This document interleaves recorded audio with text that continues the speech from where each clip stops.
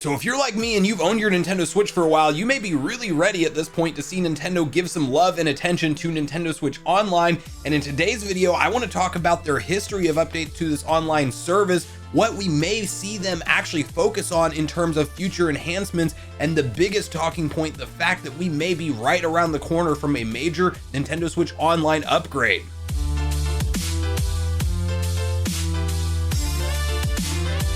What's up, Nation? If it's your first time on the channel, make sure you join Sunbro Nation by subscribing below. Hit the like button on this video if you enjoy it today, and make sure you turn on your bell notification icon so you're kept up to date with all the newest gaming news. Now, as I mentioned, guys, we are talking about Nintendo Switch Online service today, and really the overall history of this service, when we've seen it upgraded in the past, maybe the reasons for why we haven't been seeing it upgraded lately. And I want to start off by really, talking about the history of this service, because if you guys don't remember, this was not launched alongside of the Switch at release in March of 2017. It was actually released in September of 2018, and September does tend to be a big, important month for Nintendo Switch Online, at least in the short amount of history that we can look at when it comes to upgrades to this service. So the first thing I want to point out is the fact that Nintendo did release this on September 18th of 2018, and it was actually revealed to us at a September Nintendo Direct, with kind of the overall features trailer initially unveiling that you would have access to a classic NES library of games. It did launch with 20 games at release, and Nintendo basically developed a monthly update schedule where they would be adding in games incrementally in groups of 2, 3, 4, 5 games at a time, and we would see them add those into the NES online library. It also had all of the other features that we have come to know and expect, such as cloud saves, the companion smartphone app, which is probably the silliest thing they've ever done because it's not online chat, it's just you're using your phone, a Nintendo branded app to talk to your friends, but we'll dive into more of that later. And then obviously the big foundation for the service being the fact that you can play online multiplayer with your friends in games that support it, such as Smash Bros, Mario Kart 8 Deluxe, and Splatoon 2, and all of those classic titles. So that's where we started off with the service. We then saw Nintendo continue to support with new incremental upgrades as far as the NES library goes, but we waited an entire year. So from September of 2018, we went all the way till September 4th of 2019 before they actually unveiled the Super Nintendo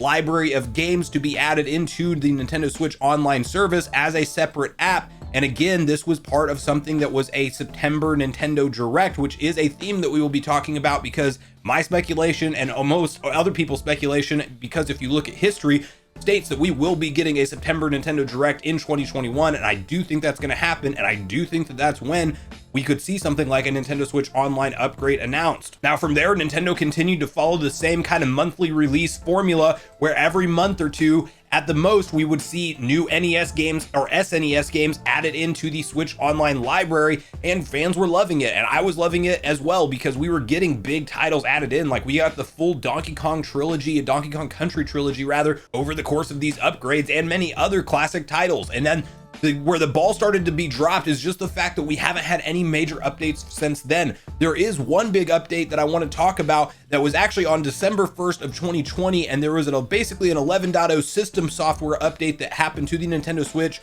software, and we did see them actually add in kind of like a new interface for the Nintendo Switch Online consoles, and it caused a lot of speculation when it dropped at the time, because if you go into that Nintendo Switch Online icon on your Switch and you go through there, it almost looks kind of like an eShop or store kind of layout, but it didn't really change anything as far as the availability of games and systems and what we would see, featured in that kind of layout. So it was strange to fans that they added in a big upgrade like that, but it really added no new functionality at the end of the day, other than just a new interface to look at those classic systems and classic games that are available through Nintendo Switch Online. And that's where part of my first speculation does start, because I do think that this was clearly some kind of a store format, or just something to be able to expand the library of games all under one umbrella, under one app. And so if you have multiple systems, meaning like extra systems added in, such as maybe Gameboy Advance or such as Nintendo 64, whatever we see them choose to go with, you could maybe go in there and select the games all under one app,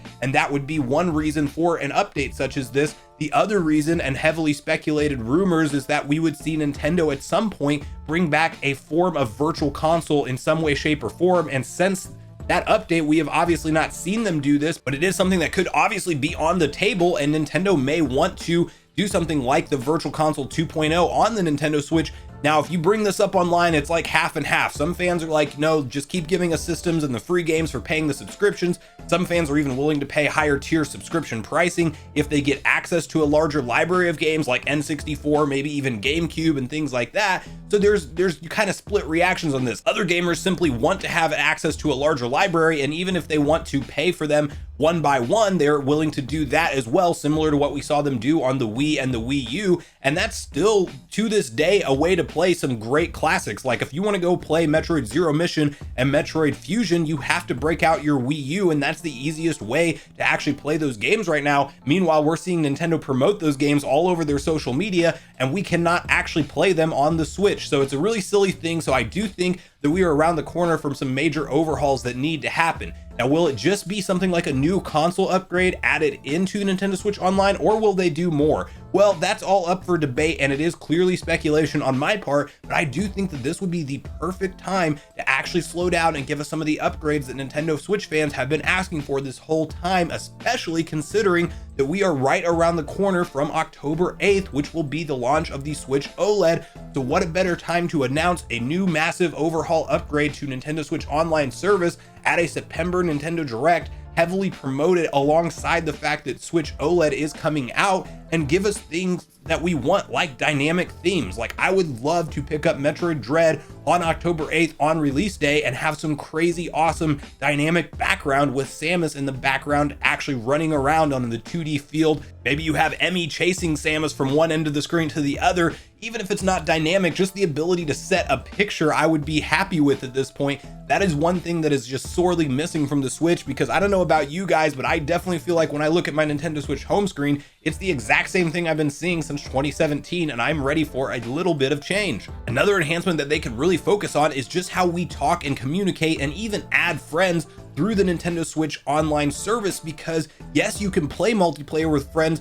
but half the battle is actually being able to talk to them and communicate with them, and there is no good way to do that right now. As I mentioned, the only way you can do it is through the Nintendo Switch smartphone app that I'm pretty sure nobody, including myself, has ever used, or maybe if you've used it, you figured out how clunky it was and why you would never want to use it again, much less you trying to tell your friend to download that app and for them to install, set it up, and use it with you. It just makes no sense, and there's many other better ways to communicate than that, but I do think that it's easy enough for Nintendo to actually add in voice chat, text chat rooms, or just something like even easier friend invites, because we're still inviting people to be our friends via friend codes, which is kind of ridiculous in today's day and age when you can clearly have a specific username that's tied to you, and maybe you have a friend code as a backup ad, but why not be able to add somebody just from their username and make it unique to just them? So I really think the overall way we communicate with our friends through Nintendo Switch Online needs to be upgraded. Nintendo has historically always been behind the other guys when it comes to online functionality, as we saw things, like the original Xbox with Xbox Live actually had the ability to do voice chat, and that came out in 2001, but it really got easy to do on the other guys' platforms on the PS3 and the 360, which are still like way old at this point. So the fact that Nintendo has not implemented a basic service like that into their Switch console is just silly, especially whenever they have 85 million plus users that would probably be more enticed to hop into Smash Bros. Online or play Splatoon 2, or even have, like Mario Kart 8 Deluxe tournament style matches or whatever you want to do. You'd probably be more enticed to hop online if you could just quickly send a chat invite to your friend and say, hey, you want to join my party chat right now, and we can talk to each other and hear each other and play some quick Smash Bros. But no, you have to go through third-party means to really be able to communicate with them while you're playing the game.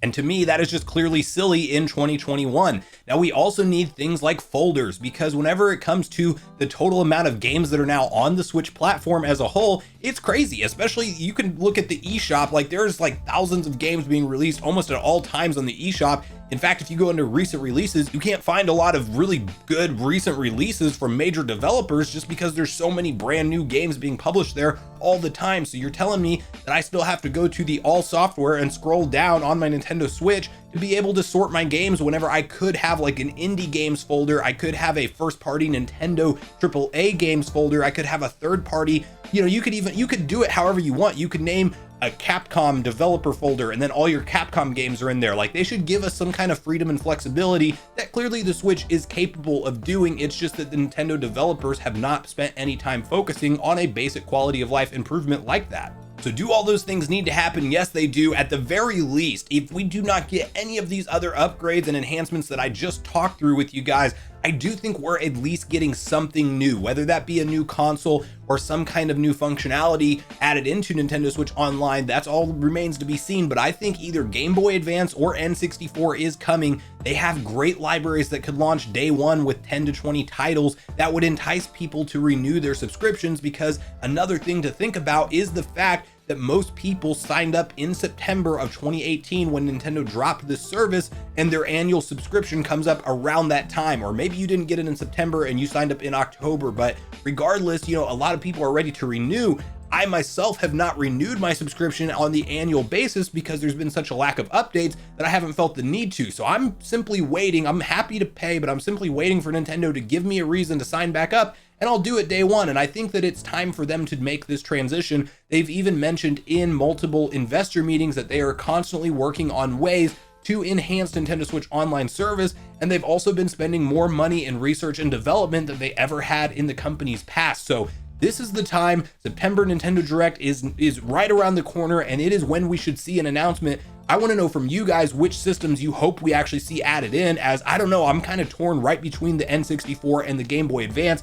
I do think the Game Boy Advance is most likely, especially if you just look at Nintendo's tweets telling us to go back and play the classic Metroids, but then two of them are just sorely missing from the ability to play on the Nintendo Switch. So I do think that it's time to give us Fusion and Zero Missions on day one on the Nintendo Switch to help launch the Game Boy Advance or Game Boy family of systems. And there's so many other classic Game Boy titles they could add in there. We need to see things like Zelda Minish Cap. Gunstar Heroes was one of my favorite games back on the Sega Genesis. There's a Gunstar superhero game that you can only play on the Game Boy Advance. I would love to see something like that come over. We have Golden Sun. Some of Castlevania's best games were released on the Game Boy Advance. The old school Pokemon series, don't even get me started on those. Sonic Advance, Mario and Luigi Superstar Saga, and Fire Emblem games, like you name it. Game Boy Advance had an incredible library of titles. You could argue N64 has the same, but regardless, we know us as Nintendo fans are ready for some kind of enhancements, and I want to hear from you guys at this point in the video on what you think Nintendo has in store. Do you think we're going to get a September Nintendo Direct with these kind of enhancements included, like I'm kind of thinking, or do you think that Nintendo's going to stay silent for the foreseeable future and we may not get any kind of focus on Nintendo Switch Online anytime soon? So please share all your thoughts and opinions in the comments down below before you do leave the video, as I do look forward to getting a back and forth conversation started with you all around this topic. Thanks so much for watching the video today, everyone. I do truly appreciate you all sticking around until the end. I do at this point in the video want to invite you all one more time to join Sunbro Nation if you haven't done so already. Do so by subscribing below, hit the like button on your way out if you enjoyed it today, and make sure you turn on your bell notification icon so you're kept up to date with all the newest gaming news. That's going to do it for me, guys. I hope you all have a great day. Sunbro Nation, out.